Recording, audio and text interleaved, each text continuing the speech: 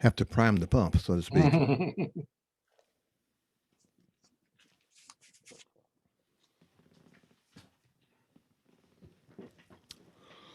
Well, here we go. Try it again. Yeah, so just that sound of liberation and resistance has just been going on for quite some time and continues. And so evidently folks like Q-Tip and Most Def and them, they reached out to you. Yes. Mhm.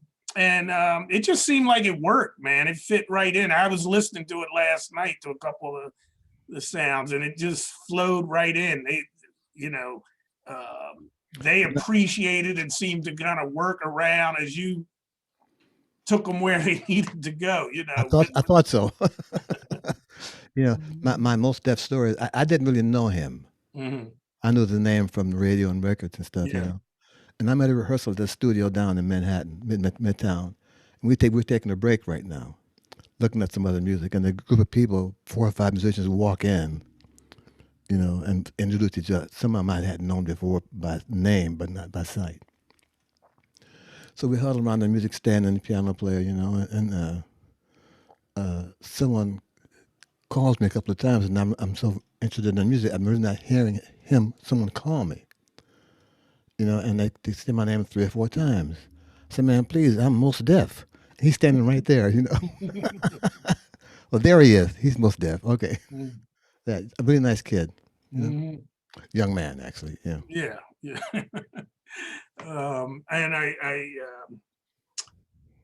And he really wasn't my generation. I'm in my mid 60s, so I'm coming through college in the 70s and that kind of thing. And actually, a buddy of mine, my roommate at college, was married to one of the girls from Sister Sledge, one of the Oh, singers. wow. Yeah. And I'll never forget her saying, she basically was kind of, this is the late 70s, was dissing some of the rap artists at the time, saying, well, that's not, I don't, just rapping over a record wasn't a big thing to her.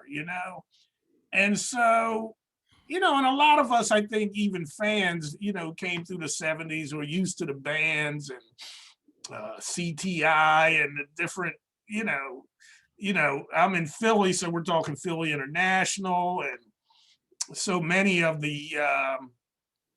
of the music then was made by musicians who either were part of the jazz scene and it kind of slid over to the soul music, or were certainly familiar with it and influenced Sure. by it. Even a group like Kool and the Gang. Yeah. Yeah. So that's what we were reared on. And it really took a little while for us to kind of get really begin to appreciate what was going on with the rap side of things. And then I did a book about 13, 14 years ago.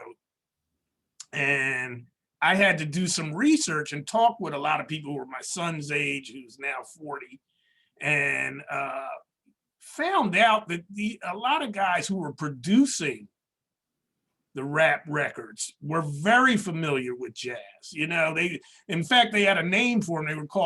They called themselves crate diggers, and they would go into these garage sales and pick up records of guys like you and Lonnie Liston Smith, you name it, and they were really familiar with what was going on. So I think that's that grew over time, throughout the 80s and 90s, and you saw more and more of hip hop fusing and tying into jazz records and jazz artists. So that may have had something to do with what happened, how your involvement finally came to fruition. Well, I hope I'm seeing as not seeing about this far above the garage sales level, but I'm still hanging around. Yeah. Um, yeah. Great. So, and Crate diggers. Okay, I have to remember that. Crate diggers, yeah. There's actually, I think, a website or something that you can go to, and these guys talk of, and most of what they pick up on is a lot of jazz, you Mm. know. You also an author, right? You've written some books yourself, haven't you? Yes, I have a publishing company, and my biography is finding the right notes, Mhm. written by Dan Willett and I, and it's written written view of my life that's now in the audiobook form. And what I'm trying to do, RB Robert, is to try to get that book into African American colleges. I think one of the things that this book can do is show the African American student in these colleges what it's like to do what we do and how we get to do what we do and our own trials and errors and how to say this, our difficult times due to the musical bias and racial bias that still pervades the industry. But I think they need to hear or read a view of that. And from what I've seen of the African American music colleges, their library doesn't contain books like this. Mhm. And I'm on the permanent research for a list of colleges who not just have a music library, music. I don't mean music. Book on Mingus and Monk and Oscar Pereira and George Vivier. They have real bios on their life, and I think that black colleges need to be able to present that forum of getting through the difficult times and being very productive as an African American, in this case, musician. You know, back in the 50s, most of the musicians at the time who were trying to be successful had to leave for Europe because that's where they found success. But that seemed to be should be part of the African American students' history to understand why does Sidney Bechet, who's a wonderful player, why did he go to Europe? You know, why did Leontine Price have to go to Europe? You know, the classical singers, how come they had to go to Europe to get some acclaim? That's part of the history of black music, whatever you wish to call either one of those musics. And I think colleges are being remiss in not making this information available to their black students. So anyone you know who wants to dispute this, have them call me and buy a book and see if it belongs in their library. Yeah, I can't.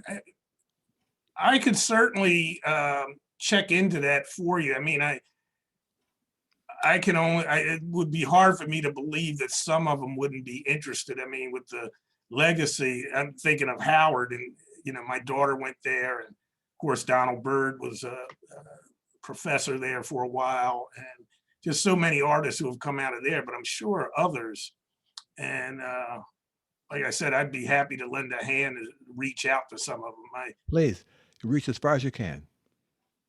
Mhm. I'll smack the wrist for you. Okay. Yeah. Okay. Well, with that said, I'd like to thank you again so much for coming on. It's been great. I've learned a lot, and I hope, I'm sure, when my viewers check this out, they will also be enlightened, because you are really a legend, and as I said before, one of the great musicians of our time. So thanks so much. I really appreciate it, Brother Carter, Ron Thank you. Carter. Thank you. Anything else you want to leave with us before you go? Well, I saw a painting the other day and the picture was looking out at an audience, with the audience here, and the title of the painting was "This is Intermission."